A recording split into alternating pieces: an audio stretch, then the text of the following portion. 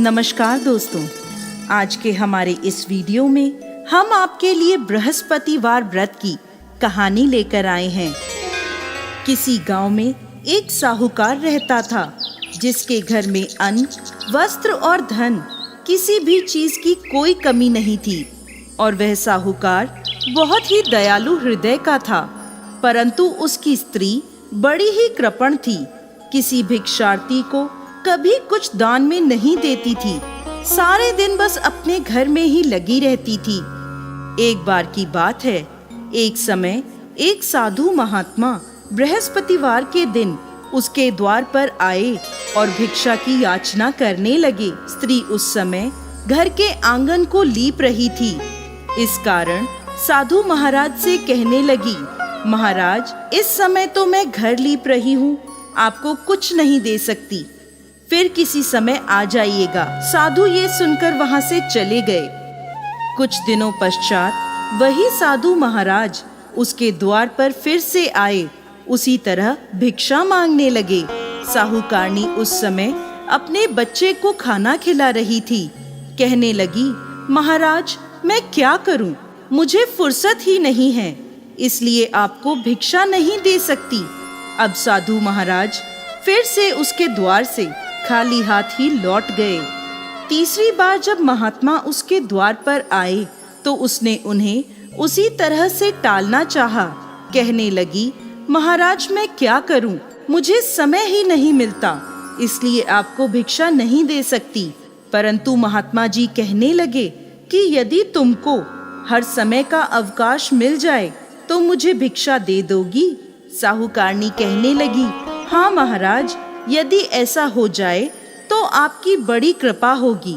साधु महात्मा जी कहने लगे, अच्छा, मैं एक उपाय बताता हूँ। तुम बृहस्पतिवार को दिन चढ़ने पर उठो और सारे घर में झाड़ू लगाकर कूड़ा एक कोने में जमा करके रख दो। घर का चौका इत्यादि मत लगाओ। घर वालों से कह दो कि हजामत अवश्य बनवाएं। रसोई बनाकर चूल्हे के पीछे खाना रख दो, सामने नहीं।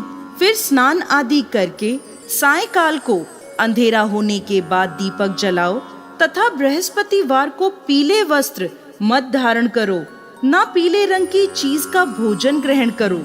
यदि ऐसा करोगी तो तुमको घर का कोई काम नहीं करना पड़ेगा, तुम्हें अवकाश ही अवकाश हो जाएगा।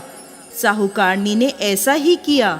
वह हर बृहस्पतिवार को ऐसा ही करने लगी। कुछ समय बाद उसके घर में खाने को अन्न का दाना भी ना रहा। थोड़े दिनों में वही महात्मा फिर आए और भिक्षा मांगने लगे, परंतु साहूकारनी ने कहा, महाराज, मेरे घर में खाने को अन्न नहीं है, आपको मैं क्या दे सकती हूँ। तब महात्मा ने कहा कि जब तुम्हारे पास सब कुछ था तब भी तुम कुछ नहीं देती थी, अब पूरा अवकाश है तब भी तुम कुछ नहीं दे रही हो, तुम चाहती क्या हो।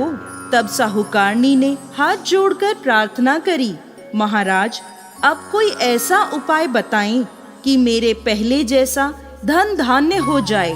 अब मैं प्रतिज्ञा करती हूँ, आप जैसा कहेंगे मैं वैसा ही करूँगी।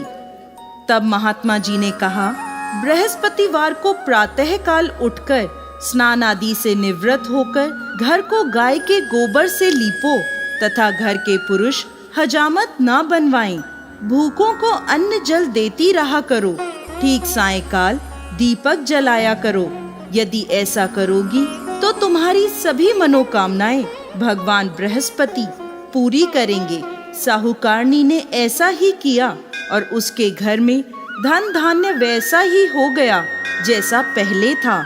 इस प्रकार भगवान बृहस्पति की कृपा से अनेक प्रकार के सुखों को भोग कर वो दीर्घकाल तक जीवित रही। तो दोस्तों, कैसी लगी आपको आज की हमारी बृहस्पतिवार व्रत की ये कहानी? हमें कमेंट बॉक्स में लिखकर जरूर भेजिएगा और साथ ही साथ हमारे इस चैनल को सब्सक्राइब करना ना भूलें। जय श्री हरि विष्णु।